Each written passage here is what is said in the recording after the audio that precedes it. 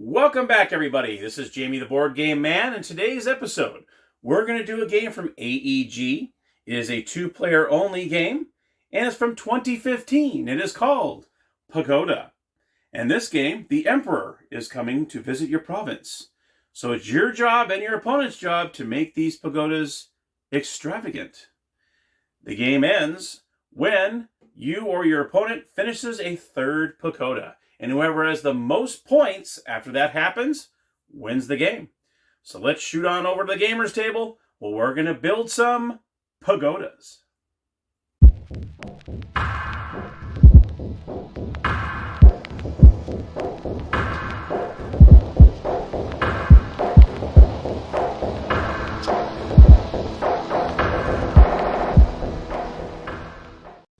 Okay, here we are at the gaming table.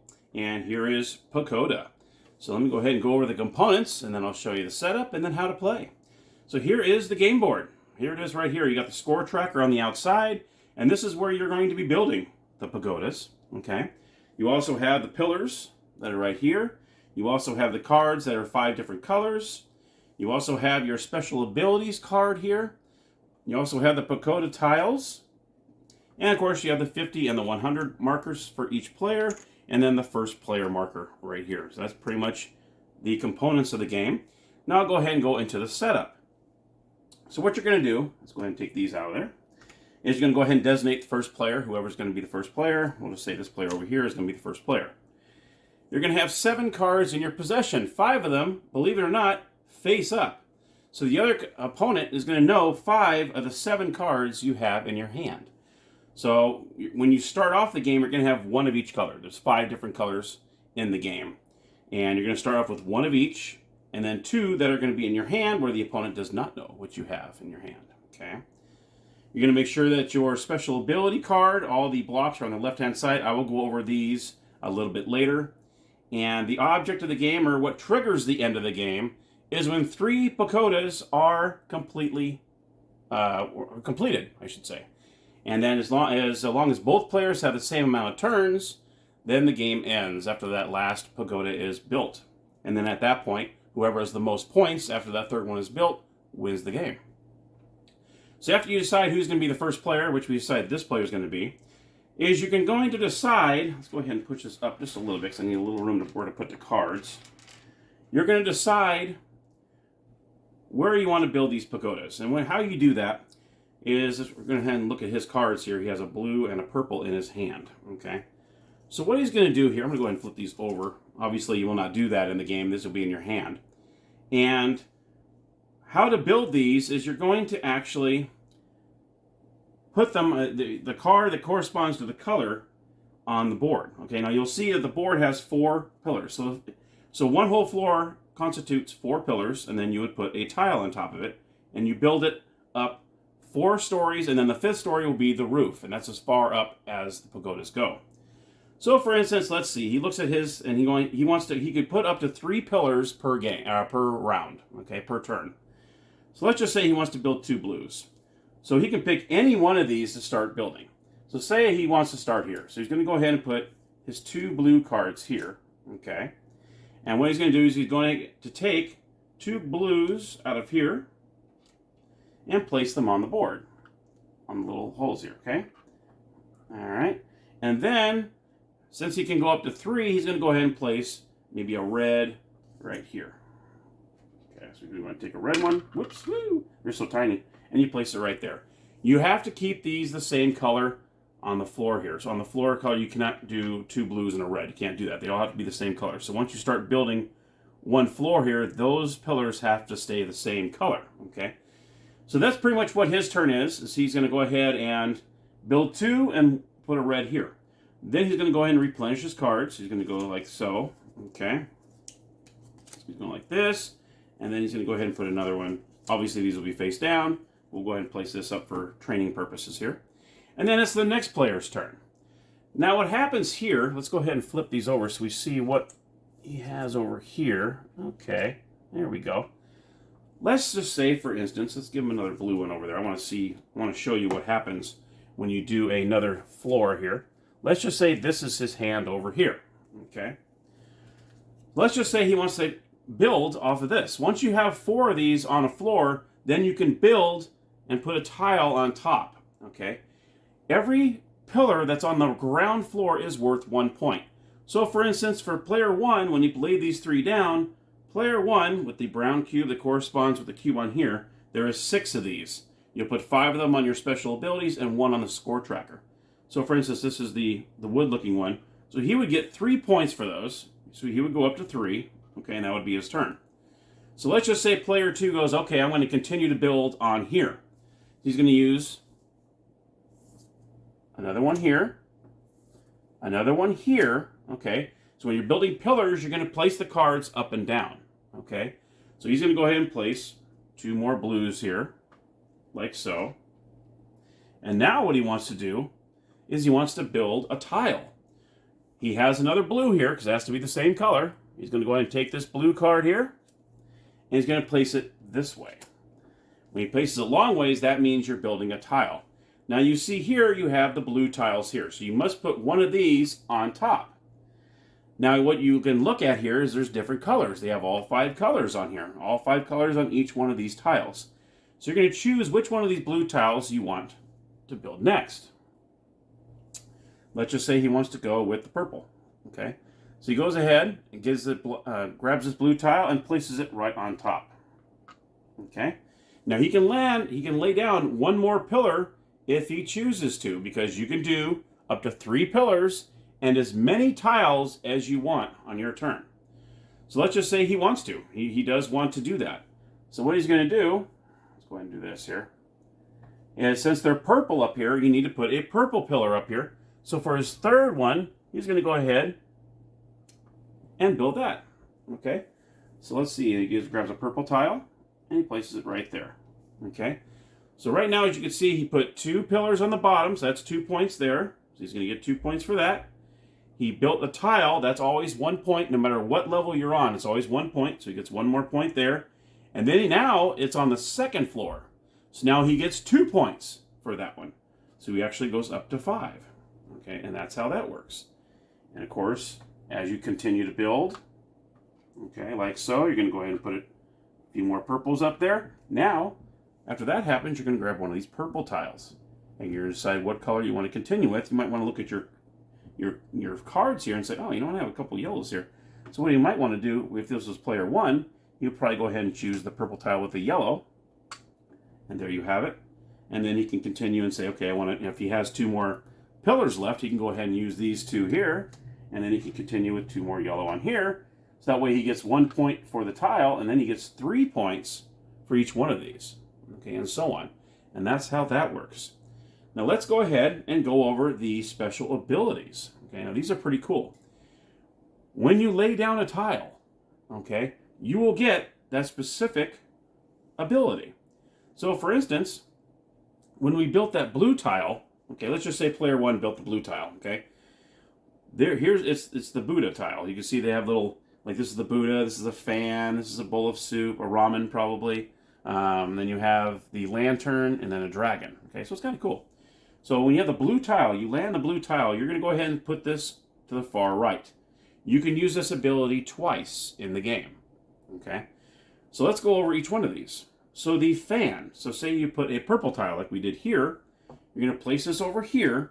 This allows you to have a maximum of 4 cards in your hand instead of just the 2. So say you went like this, and you had your 2 cards here. What you can do is when you lay down that purple tile, if you choose to get 2 more cards, okay, let's just say, okay, I want 2 more cards in my hand. So you're going to go ahead and put these in your hand there, okay. Now you'll have 4 cards in your hand, and once you use it, you're going to bring it back 1 notch here, okay. So you can, like I said, you can use it twice. So once you use it once, you bring it back 1 space. Once you use it a second time, then it's depleted, and you're done, okay. So the purple fan will give you 2 extra cards in your hand. Now this here, the gold. The gold allows you to switch out any cards that you feel you don't need. Okay, so say you lay down a yellow tile. This goes over here, and you can trade out any of these cards that you want. Say it's like, okay, I'm really going for purple. I'm going to go ahead and get rid of these 2, and if any cards in your hand, you go ahead and put them in the discard pile, and you replenish. That allows you to do that twice as well. So that's what that power does. In the ramen bowl, in the green tile, okay, you are allowed to, if you want to have say you need a red pillar, but you don't have any red pillar cards. What you can do is you can use one of these and you can substitute any 2 colored cards for a pillar. Any color pillar. So say I want to lay down another red. Say I had, say there was 4 reds here. Unfortunately, the other player set you up here. Okay. What you can do is like, I want to build a red pillar, but I don't have any red cards. You can go ahead and place these 2 cards in a substitute for a red. And there you go. Then you'll be able to place another pillar there, like so. Okay. Or I should say, if there was 3 there and you want to do an extra one, then you put an extra pillar there. Okay, you can do that. The blue Buddha. This one allows you, I would say I almost made that mistake, I just showed you, to get 2 cards of any color to place a tile. So let's just say he had 2 purples, okay, but you needed a red tile. You can use these 2, you're going to place it this way because you're laying down a tile, and that way you can lay down a red tile of any one of your colors here and place it on there. That's what that power is. Here, the lantern, this allows you to do a 4th pillar if you choose to. So say like I said, you can only do 3 pillars per turn. This allows you to do a 4th one. Okay, and you can do that twice per game. So that is the special abilities in the game. And that, my friends, is pretty much the game. What you're doing is every time you place a pillar on the first floor, you get 1 point. For every one of these tiles you lay down, it's always 1 point no matter what level it is. If you're on level 2, like down here, you get 2 points for each one of those pillars. You get 3 points for each one of these. Okay, and let's go ahead and continue this, and let me show you what happens when you get to the roof. So you're going to go ahead and do this. That's yellow, so let's just say we went like this. Then you're going to go greens. Now it's on the 4th level. Okay, so you're going to continue with the greens, like you should. Okay. Now when it comes to the roof, okay, underneath all these tiles is a roof tile. You can see right here. And there is a color on there. So the spire that you're going to build on top of the pagoda must match this color. Okay. So once you do this, just to say you got a yellow and you went ahead and used it for the roof, you must be able to, at the same time, let's just say, let me get one that has a purple on it. Let's see, is there a purple one? Here we go. That way I can show you this example. So say this yellow tile has a purple for the top, okay? What you're going to do is you're going to go ahead and flip the tile over to the roof, okay? You must have the yellow, here we go, you must have a yellow one to complete the roof. So you're going to go like this, okay? And you must, on the same turn, have the 2 colors to complete the spire, all in one shot. So you must have the roof color and 2 for the spire. In this case, you do. And then what you do is you're going to put those on top of each other. You're going to put 2 of these purple like so, and you're going to place them on top. Once you do the roof and the spire, that equals 6 points if you manage to do that. But you must have all 3 cards at one time when you're building it. The roof and the 2 for the spire to finish off that pagoda. And that's how a finished pagoda looks like. Okay?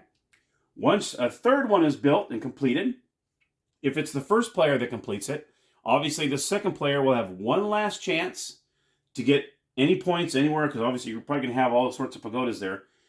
He or she has one last chance to get a few more points to add to the board, and then the game ends, and whoever has the most points wins the game.